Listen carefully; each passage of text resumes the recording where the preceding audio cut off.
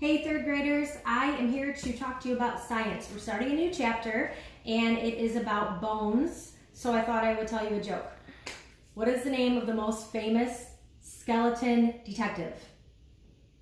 Give up? Sherlock Bones. Get it? Bones? That's what we're going to be talking about. We're going to be talking about bones. And I just wanted to say that in the Bible, in Psalm 139, you've probably heard this verse before. It talks about how God made us. It says, I will praise thee, for I am fearfully and wonderfully made. Marvelous are thy works, and that my soul knoweth right well. God does everything amazing, including making us. And so as we learn about the skeletal system, I want you guys to just think about how great our Creator is and how how everything that he does works together perfectly. Okay, so this is what it is called. It's the musculoskeletal system. Big word, but you can kind of see muscle in the first half of the word and it's kind of like skeleton in the second half of the word. So that's what we're going to be learning about in this chapter. We're on chapter 12 in our science books. Actually, if you don't have it, go pause this and go get your science book, because I want you to be able to look at the skeleton in here as we're going to learn some names of all the different bones. Okay, so hopefully you have it in front of you, and I have a question for you. How many bones do you think, I just want you to make a guess, even though I know I can't hear you, how many bones do you think are in your hand? And that would include your wrist, your hand, and your fingers. Just throw out a guess. I'll give you a second to think about how many you think would be in there. And the answer is 27. So I'm wondering if any of you were close or if you're thinking there was a lot less than that. So we have a lot of small bones in some areas of our body, like our hands and our feet. But in other areas, like from your hip all the way down to your ankle, there's only 3 bones, 3 really big bones.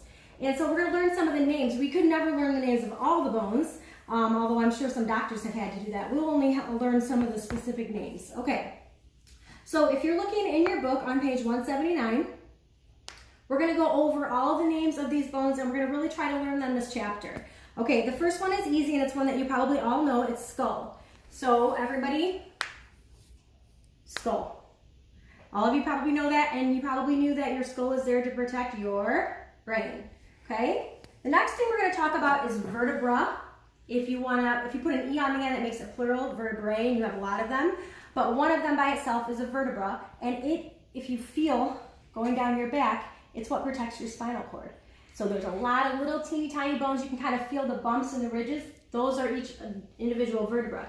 God was smart when he did that, because so that you can bend. If it was all one straight bone, you'd be stiff. You wouldn't be able to bend. So that's vertebra. So everything I say, try to repeat it so that you can really learn these words. Okay, the next thing we're going to talk about is your sternum, and look for it on your book as well. So your sternum is your bone. It starts right here, and it comes down right here. And you can even, I don't know if you can hear that, but that's your bone. You have a hard bone right here. It's called your sternum. Okay, and the neat thing about your sternum is that that's what your ribs connect to. You have 7 pairs of ribs, and they connect to the sternum, and they come around this way. What do you think your what do you think your ribs are there to protect? What would your ribs be protecting? They're going to be protecting your heart and your lungs. Okay, and you have 7 pairs attached to your sternum. Here's your sternum, and then you know your ribs. Feel those. Okay? All right, now after that, we're going to talk about our arms. So starting at your sternum, coming all the way down to your elbow, you have this long bone. It's called your humerus. I'll show you. This is your humerus. And in case anyone was ever wondering why we call it our funny bone, if you hit your elbow just right, it kind of shoots that pain up. That's called your funny bone because it's your humerus. That's actually why they call it that. So it's this long bone from your shoulder to your elbow. That's your humerus. And then from your elbow down to your wrist, you actually have 2 bones. And I put them on the same card. This is your radius and your ulna. So coming down here, and make sure you find it on the skeleton in your book, that's your radius and your ulna. Okay, after that, you have your pelvis, like your hip bones.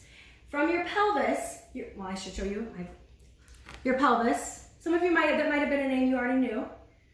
And then the longest bone in your body is your femur bone. Your femur bone is from your pelvis down to your knee. That's your longest, it's your leg bone. You have 1 in each leg, and that's your femur. Okay? And then below your knee, from your knee down to your wrist, you have 2 bones. Just like you had in your arm, 2 bones here, 2 bones here. That's your tibia and your fibula. 2 bones in your legs from your knees down. Okay? A lot of new words. Some of them might have been familiar, but I really want us to learn all of these. Okay? We are going to, we'll play games. I'll do some games where it's kind of like Mrs. Nelson says, Simon says, and we'll try touching some different bones and see if you remember the scientific names for them. So just make sure you're going over those. Try to practice knowing all the names. Okay, this goes with pages 179 and 180 in your science book. So I've kind of gone over everything with you, and now you can read your book.